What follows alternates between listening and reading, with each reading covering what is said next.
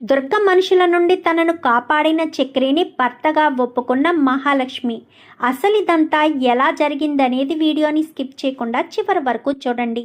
పొదరిల్లు రేపటి ఎపిసోడ్స్లో ఏం జరగబోతుందో ముందుగా తెలుసుకోవాలి అనుకుంటే వీడియోని లైక్ చేసి ఛానల్ని సబ్స్క్రైబ్ చేసుకుని పక్కనే ఉన్న బెల్ సింబల్లో ఆల్ పై క్లిక్ చేయండి. చక్రి మహాలక్ష్మి ఇద్దరు ఒకటవ్వాలని మీరు కూడా కోరుకుంటే కామెంట్లో ఎస్ అని టైప్ చేయండి. ఇంకా మహాలక్ష్మి అయితే పెద్ది కోసం తనకు ఏ సంబంధం లేకపోయినా ప్రతి విషయంలో తను ఉన్నాను, మీ కుటుంబంలోని మనిషిని, ఆ ఇంటి కోడల్ని అన్నట్టుగా ప్రతి పూజలో ప్రతి కార్యక్రమంలో పాల్గొని మనస్ఫూర్తిగా అయితే ఆ రుద్రాంబిక అమ్మవారి ఆశీస్సులు అయితే పొందుతుంది. నీ మనసుకు నచ్చిన పని చేయి బాలిక, నువ్వు చేసిన పని నా మనసుకు నచ్చింది, నీ కోరిక, నీ మనసులోని కోరిక నీ తీరుతుంది అంటూ అమ్మవారు వేరే వాళ్ళ బాడీలోకి వచ్చి ఇంకా అమ్మవారు పూసినప్పుడు చెప్తారు కదా, అలా చెప్పేసరికి చాలా సంతోషపడిపోతారు. ఇంకా ఇక్కడ అయితే శైలు పెళ్లిని ఎలా తప్పించుకోవాలో అర్థం కాని పరిస్థితిలో కేశవ వల్ల తల్లిని కాబోతున్నాను అంటూ అబద్ధం చెప్పేస్తుంది. అబద్ధం చెప్పేసేసరికి ఎవరైనా సరే ప్రేమించిన అమ్మాయినైతే పెళ్లి చేసుకోవడానికి, అంటే మరొకటి ప్రేమించిన దాన్ని పెళ్లి చేసుకోవడానికి ముందుకు రావచ్చేమో. ఈ రోజుల్లో కామన్ కాబట్టి కడుపుతో ఉన్నదాన్ని పెళ్లి చేసుకోవడానికి ఎవడు మాత్రం ముందుకొస్తాడు? సో నేను రాలేన్రా బావా అంటూ ఇంకా సురేష్ స్నేహితుడు సురేష్ మొహం మీదే చీకొట్టి వెళ్ళిపోతాడు. ఇంకా అంతా ఇంటికి వచ్చేస్తారు. ఏంటే నువ్వు పాపిష్టిదాన్న, మా ఇంటి పరువు తీసావు కదే అనగానే, నేను ముందు నుంచి చెప్తూనే ఉన్నాను కదా, నేను కేశవని తప్ప ఎవరిని పెళ్లి చేసుకోనని. నా మాట వినిపించుకోకుండా మీరే పెళ్లి వరకు తీసుకొచ్చారు. అందరి ముందు నిజం బయట పెట్టాల్సిన పరిస్థితి వచ్చింది. లేదంటే నిజం ఎందుకు బయట పెడతాను? నాలోనే దాచుకునేదాన్ని కదా. నేను ముందు నుంచి చెప్తూనే ఉన్నాను కేశవనే చేసుకుంటాను అని. మీరే నా మాటను పెడచెవిని పెట్టి ఇంతవరకు తీసుకొచ్చారు. మీ పరువుని మీరే తీసుకున్నారు అంటూ మాట్లాడేసరికి ఎలా మాట్లాడుతుందో చూస్తున్నారా? ఇదంతా మీరిచ్చిన చనువే, మీరిచ్చిన చనువు వల్లే ఇది ఇంతలా రెచ్చిపోయి మాట్లాడుతుంది అంటూ ఇంకా తన తల్లి అయితే మాట్లాడేసరికి, నువ్వు మాట్లాడకు వరాలు, వదిలేసాయి దాన్ని, ఇంకా మాట్లాడద్దు, దాని ఊసు కూడా ఎవరు ఎత్తొద్దు, పోవే, నీకు దిక్కున్న చోటకి వెళ్ళిపో, నువ్వు ఎవరినైతే చేసుకోవాలనుకున్నావో వాళ్ళ దగ్గరికే వెళ్ళిపో, మా ఇంటి పరువుని మంట కలిపిన నిన్ను క్షణం కూడా ఇంట్లో ఉండనివ్వను అనగానే, సరే నాకు 2 రోజుల సమయం ఇవ్వండి, వాళ్ళు ఊరెళ్ళారు, వాళ్ళు రాగానే నేను ఇంట్లోంచి వెళ్ళిపోతాను, మీ అంగీకారంతో పెళ్లి చేసుకోవాలి అన్న ఉద్దేశంతోనే నేను వెనక్కి వచ్చాను. ఇంకా మీరు నాకు పెళ్లి చేయరు అని అర్థమైపోయిన తర్వాత ఇంకా మీ ఇంట్లో ఉండాల్సిన అవసరం నాకేంటి, ఉండను, వెళ్ళిపోతాను అంటూ లోపలికి వెళ్ళిపోతుంది శైలు. అయితే ఇంకా డోర్ క్లోజ్ చేసుకుని తెగ సంతోషపడిపోతుంది. అమ్మయ్య, కడుపు నాటకమాడి మొత్తానికైతే పెళ్ళిని చెడగొట్టుకున్నాను, లేదంటే వీళ్ళు పెళ్ళి చేసేసేవారే. నాకు పెళ్ళి జరిగిపోతే నా బుస్సు ఏమైపోవాలి, నా ముంగీస ఏమైపోవాలి, ఈ బుస్సుని మిస్ అవుతున్నానని ముంగీస బాధపడతాడు కదా అని అనుకుంటూనే ఫోన్ చేస్తుంది వాడికి. ఫోన్ చేసేసరికి ఎక్కడున్నావు ముంగీసా అని చెప్పాను కానీ, నువ్వేం చేస్తున్నావే బుస్సు అనగానే, అసలు ఇక్కడ ఏం జరుగుతుందో నీకు తెలుసా? నీ మా నాన్న నువ్వు ఊరు వెళ్ళి కూర్చుంటే నా పరిస్థితి ఏమవుతుందనుకున్నావురా అని చెప్పాను కానీ, ఏమైందే, దేని గురించి అంతలా బాధపడుతున్నావు, అసలు ఏమైంది అనగానే మొత్తం జరిగిన విషయం అంతా కూడా చెప్తుంది.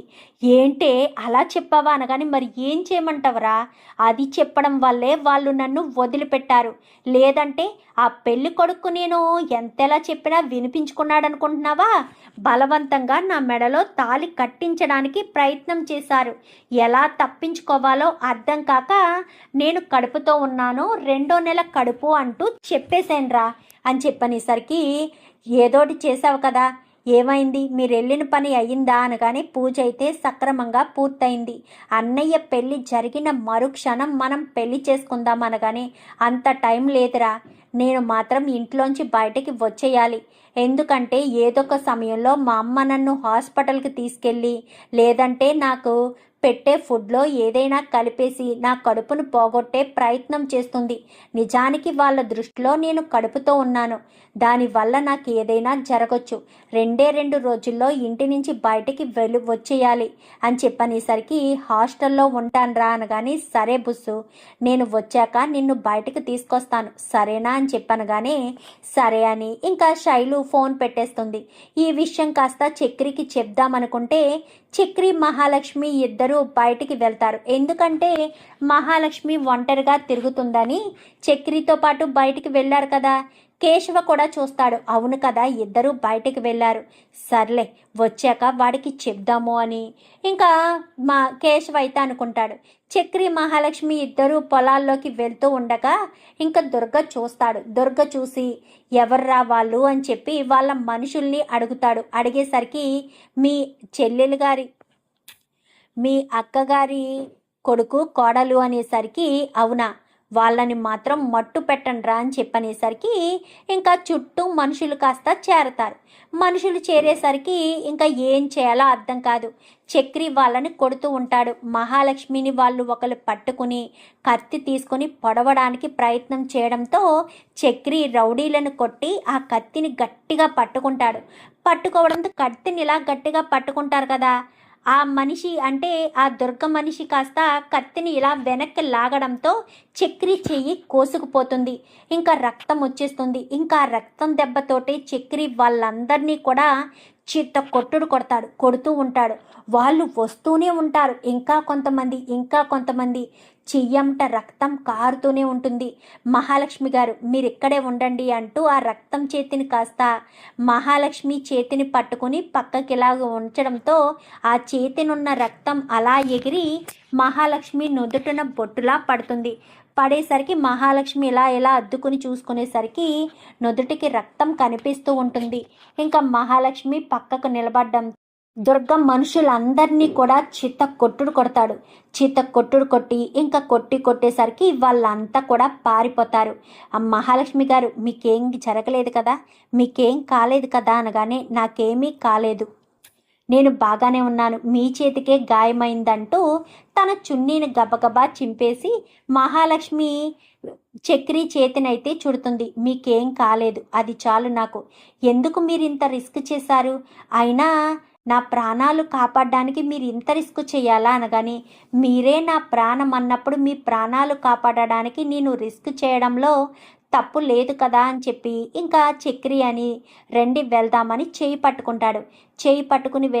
చేయి పట్టుకోవడంతో మహాలక్ష్మి ఎప్పుడైతే చక్రి చేతిని అలా పట్టుకుని తీసుకుని వెళ్తూ ఉంటాడో అలా చూస్తూ ఉండిపోతుంది. ఎందుకో మహాలక్ష్మికి ఆ చెయ్యి పట్టుకోవడం, ఆ ధైర్యం చెప్పడం చాలా బాగా నచ్చుతుంది. బాగా నచ్చేసరికి ఇంకా చక్రి అయితే మహాలక్ష్మి చేతిని పట్టుకుని ఇంటికి వస్తాడు.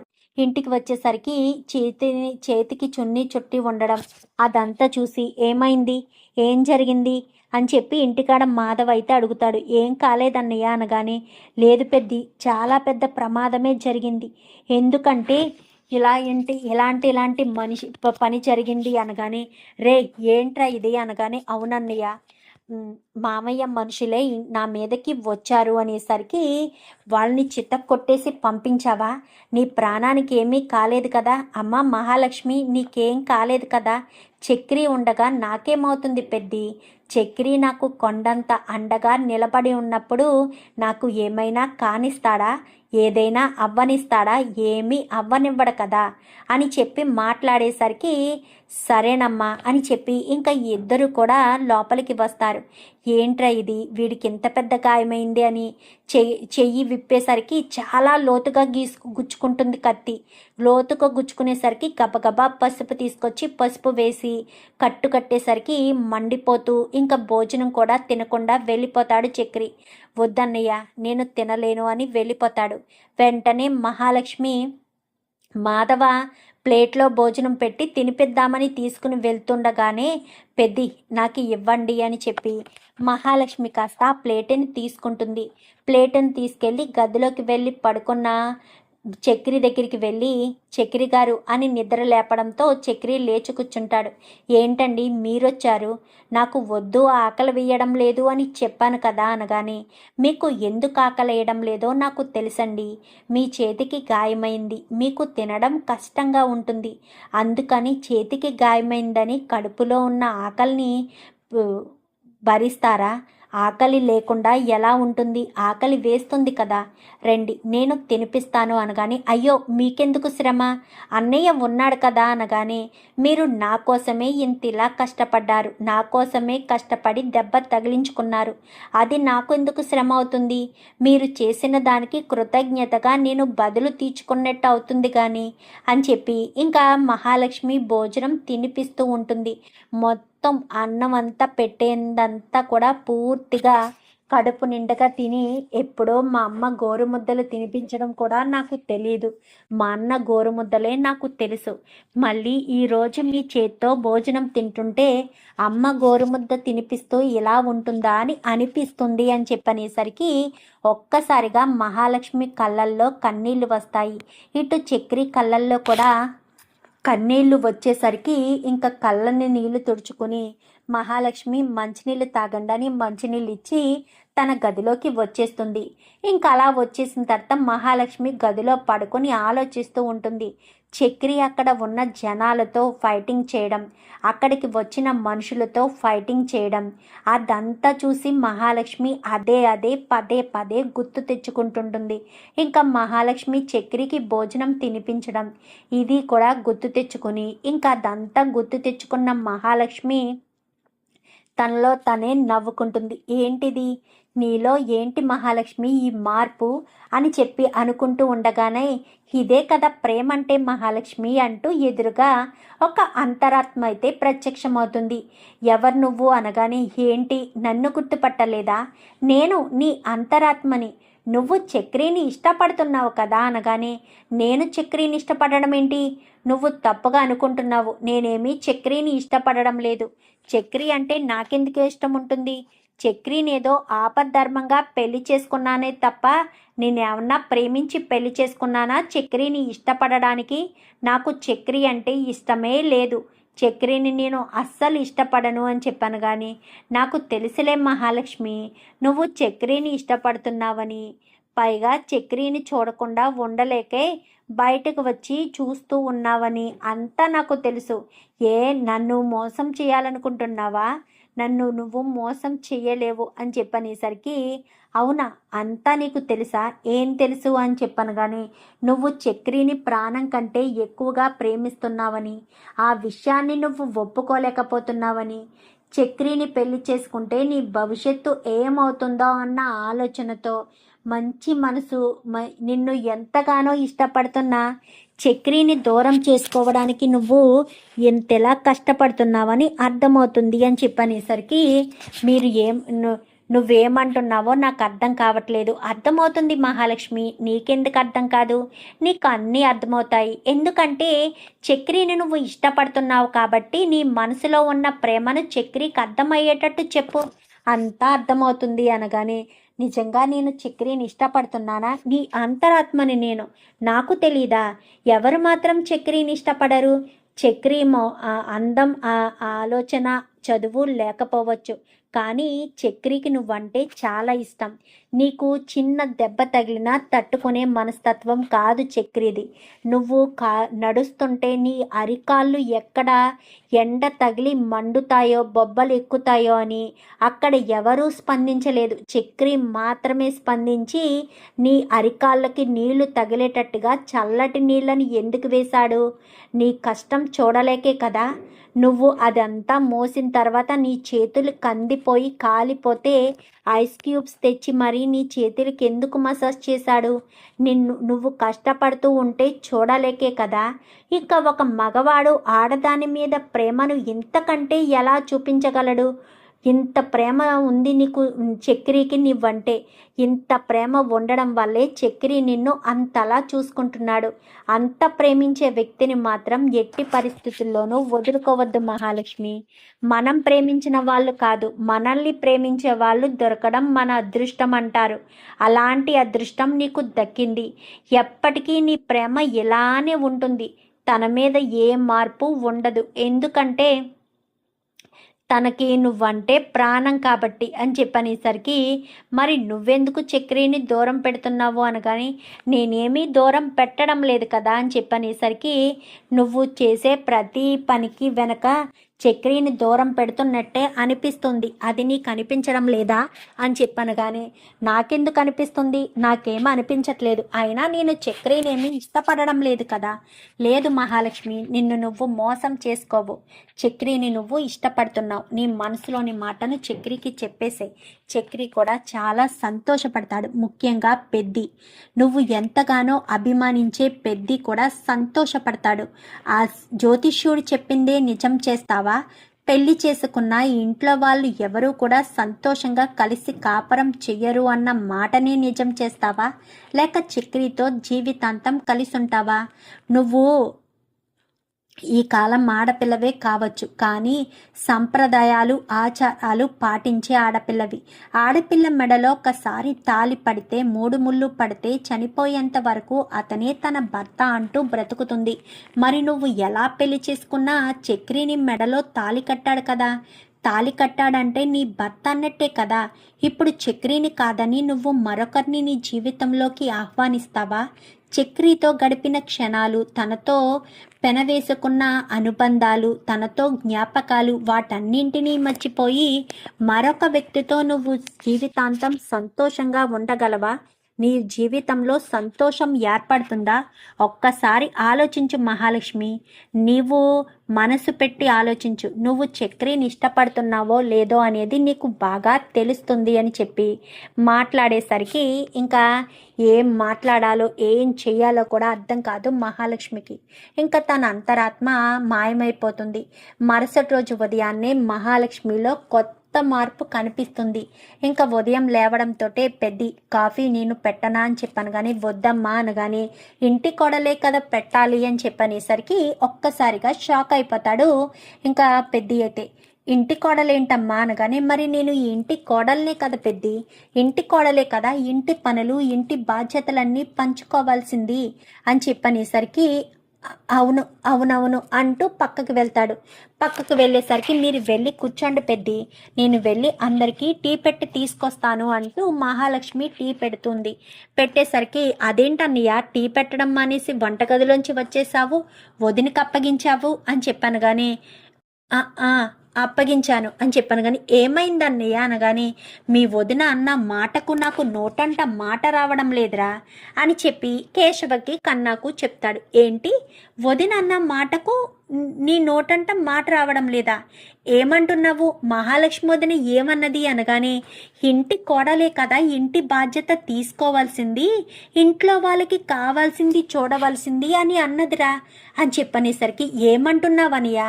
నిజంగా వదిన అలా అన్నదా? ఇంటి కోడలేంటి, ఇంటి కోడలుగా ఉండాలి అంటే చక్రి అన్నను భర్తగా అంగీకరిస్తుందా అని చెప్పనేసరికి, అదే కదరా నాకు అర్థం కావట్లేదు. మహాలక్ష్మిలో ఈ మార్పేంటో నాకే ఊహించని రీతిగా ఉంది. ఇంకా చక్రిగాడికి విషయం తెలిసిందే అనుకో, వాడింకా నేల మీద కాలు పెట్టనే పెట్టడు అనగానే, ఈ చక్రిగాడికి తెలిసిపోయింది కదా అనుకుంటూ చక్రి వస్తాడు. ఏంట్రా మొత్తం వినేసావా అనగానే, వినేశాను, అక్కడ చేస్తుంది కూడా చూసేశాను అనేసరికి, మహాలక్ష్మి గారిలో మార్పు వచ్చిందని మీరంతా కుళ్ళుకుంటున్నారా అనగానే, ఏం మాట్లాడుతున్నారా? మేమెందుకు కుళ్ళుకుంటాం చెప్పు? నిన్ను భర్తగా అంగీకరించిందంటే లైఫ్ లాంగ్ మహాలక్ష్మి మనతోనే ఉంటుంది. మేమెందుకు బాధపడతాము, మేమెందుకు చిరాకు పడతాము? చూడు చక్రి, నువ్వు మహాలక్ష్మి సంతోషంగా ఉండాలనేదరా నా కోరిక. ఎప్పటికీ కూడా మీ ఇద్దరు సంతోషంగా ఉండాలి, అదే నేను కోరుకుంటానని చెప్పాను. కానీ సరే అన్నయ్య, మహాలక్ష్మి గారు టీ తీసుకొస్తున్నారు, సైలెన్స్ అని అందరూ సైలెంట్ అయిపోతారు. సైలెంట్ అయిపోయేసరికి మహాలక్ష్మి కాస్త టీ తీసుకుని వస్తుంది. రావడంతో టీ తాగి ఎలా ఉందో చెప్పండి అనగానే టీ తీసుకుని అందరూ కూడా తాగుతారు. చాలా బాగుంది అని చెప్పనేసరికి నిజంగా చెప్తున్నారా? నిజంగానే చెప్తున్నాం వదిన, చాలా బాగుంది అనేసరికి అయితే పెద్ది, నాకు ఇంటి కోడలుగా బాధ్యతలు స్వీకరించడానికి అన్ని హక్కులు ఉన్నాయి కదా అని చెప్పనగానే ఉన్నాయమ్మా ఉన్నాయి అనగానే అయితే మధ్యాహ్నం కూడా నేనే వంట చేస్తాను అనేసరికి నీకెందుకమ్మా మహాలక్ష్మి శ్రమ, నేను చూసుకుంటాను కదా, పైగా నీకు ఆఫీస్ సెలవు పెట్టి ఇక్కడ ఉన్నన్ని రోజులు ప్రశాంతంగా ఉండు, హ్యాపీగా ఉండు, కావాలంటే చక్రీని తీసుకువెళ్ళి అలా ఊరు చూసిరండి, అంతేగాని నీకు వంట అవన్నీ ఎందుకమ్మా అని చెప్పనగానే అలా కాదు పెద్ది అనేసరికి అవునమ్మా ఎందుకు నీకు చెప్పవద్దు అని చెప్పనగానే సరే పెద్ది అని చెప్పి ఇంకా మహాలక్ష్మి కాస్త టీ తాగేసి వెళ్ళిపోతుంది. ఏంటన్నయ్య మహాలక్ష్మిలో ఈ మార్పు అనగానే చెప్తున్నాను కదరా, మహాలక్ష్మి పూర్తిగా తన్ను తాను మార్చుకోవాలనుకుంటుంది, బహుశా ఈ చక్రిగాడి కోసమేనేమో అని చెప్పనేసరికి అన్నయ్య అని చెప్పనగానే అవునరా నీ కోసమే మారుతుంది మహాలక్ష్మి అంటున్నాను, నేనేమన్నాను చెప్పు, నేనేమీ అనలేదు కదా అని చెప్పాను. కానీ సరే అని ఇంకా మహాలక్ష్మి రెడీ అయి వచ్చి చక్రి బయటికి వెళ్దామా అని చెప్పాను. కానీ సరే నేను ఒక 5 minutesలో వచ్చేస్తాను అనేసరికి సరేనని బయటికి వెళ్ళి ఏంటి పుత్ర ఏం చేస్తున్నావు అనగానే ఏముంది మాత నార్మల్గానే ఉన్నాను అనేసరికి ఏంటి ఇక్కడికి వచ్చిన కానించి బీడీలు తాగడం కొంచెం తగ్గించినట్టున్నారు అని చెప్పాను. కానీ అలా ఏమీ లేదు మాత, వేరే ఊరిలో ఉన్నాం కదా, మన మర్యాదను మనం కాపాడుకోవాలి కదా. కరెక్ట్గా చెప్పావు మా పుత్ర, ఊళ్ళోకి వెళ్ళాక కూడా ఇలానే ఉండు, అర్థమవుతుందా, ఏదైనా తేడా జరిగితే నా సంగతి తెలుసు కదా. ఎందుకు తెలీదు, రుద్రతాండవం నాతోనే మొదలు పెడతావు, నిన్ను మాత్రం నేను తక్కువ అంచనా వేయలేను మాత అని చెప్పాను. కానీ ఎందుకు నాతో ఇన్ని మాటలు పడతారు, నేను ఏమన్నా కానీ మీరు భరిస్తారు కదా అనగానే చూడమ్మ మహాలక్ష్మి, మా అమ్మ నాతో ఎలా మాట్లాడేదో నాకు సరిగ్గా గుర్తులేదు, నా భార్య కూడా నాతో చాలా ప్రేమగా ఉండేది, ఆడపిల్లలంటే నాకు చాలా ఇష్టం, తర్వాత మా అమ్మ నా భార్య వాళ్ళిద్దరూ నా లైఫ్లోంచి దూరం అయ్యాక నువ్వు నా జీవితంలోకి వచ్చావు, నిన్ను చూస్తే మా అమ్మే నాకు గుర్తుకొస్తుంది, మా అమ్మ నన్ను అజమాయిషీ చేసేటట్టుగా మా అమ్మ నాతో మాట్లాడినట్టుగానే అనిపిస్తుంది. నీకు మరొక విషయం చెప్పనా, మా అమ్మ పేరు కూడా మహాలక్ష్మియే అని చెప్పనేసరికి చాలా సంతోషపడుతుంది మహాలక్ష్మి. అయితే సరే పెద్ది, సరే పుత్ర నేను చక్రి బయటికి వెళ్తున్నాము అనగానే సరే జాగ్రత్త, నిన్ననే ఏదో జరిగింది కదా అనగానే చక్రి ఉన్నాడు కదా, చక్రి చూసుకుంటాడు, చక్రి నా పక్కన ఉండగా నాకు ఏ ప్రమాదం రాదు, ఏదైనా తేడా వస్తే మాత్రం నాకు చెప్పు మాత, నేను చూసుకుంటాను అని చెప్పాను. కానీ సరే అని చక్రి అయ్యిందా అనగానే వచ్చేస్తున్నానండి అంటూ ఇద్దరు సైకిల్ మీద షికారుకి వెళ్తారు. సైకిల్ మీద వాళ్ళిద్దరూ అలా షికారుకి వెళ్తుంటే చాలా సంతోషంగా ఉంది కదరా మాధవ అని చెప్పాను. కానీ అవునన్నా, మహాలక్ష్మిలో కూడా మార్పు వచ్చింది, ఇంట్లో అందరికీ టీ పెట్టి ఇచ్చింది, ఉదయాన్నే వంటగదిలోకి వచ్చి ఇంటి కోడలుగా ఇంటి బాధ్యతలు తీసుకోవాలి కదా పెద్ది, నేను కాఫీ పెడతాను నేను టీ పెడతాను అని అడిగింది నాన్న. నాకే ఆశ్చర్యం అనిపించింది, మహాలక్ష్మియేనా ఇంటి కోడలుగా అనడమేంటి, అప్పుడెప్పుడో ఇంటి కోడలుగా ఉండమంటే నేను ఉండను, చక్రి నాతో ఎలా ఉన్నాడు అలా ఉన్నాడు అని అభ్యంతరాలు పెట్టి వెళ్ళిపోయిన మహాలక్ష్మి ఇప్పుడు ఇంటి కోడలుగా ఇంటి బాధ్యతలు తీసుకోవడానికి ఇలానే ఉండాలా అంటూ మాట్లాడుతున్నాడు. ఏం చెప్పాలి నేను అని మాట్లాడుతుంది, ఏం చెప్పాలి నేను అనగానే అంటే మహాలక్ష్మి మనతో పాటే ఉండాలని అనుకుంటుంది, చెప్పింది కదా, వాళ్ళ పుట్టింటి నుంచి తను దూరమైనా ఏ మాత్రం కూడా బాధపడని మహాలక్ష్మి మనకు దగ్గరైన తర్వాత మన నుంచి దూరం అయితే తను ఎంతో బాధపడిందని, మనతోనే లైఫ్ లాంగ్ కలిసి ఉంటాను అన్న ఆలోచనతోనే ఉందని, అందుకే తను తాను మార్చుకుంటుందేమో, చక్రిని భర్తగా అంగీకరిస్తేనే కానీ తను ఇంట్లో ఉండలేదు కదా, సో అందుకని తను తాను మార్చుకునే ప్రయత్నం చేస్తుందేమో అని చెప్పి మాధవ్ అంటాడు. చూద్దాం మరి మహాలక్ష్మి చక్రిని భర్తగా అంగీకరించాలని, మహాలక్ష్మి చక్రి ఇద్దరు ఒకరినొకరు ఇష్టపడాలని, ఈ ప్రయాణమే వాళ్ళిద్దరి మధ్య ఉన్న దూరాన్ని దగ్గర చేయాలని మీరు కూడా కోరుకుంటే కామెంట్లో మీ అభిప్రాయాన్ని తెలియచేయండి. Thank you for watching.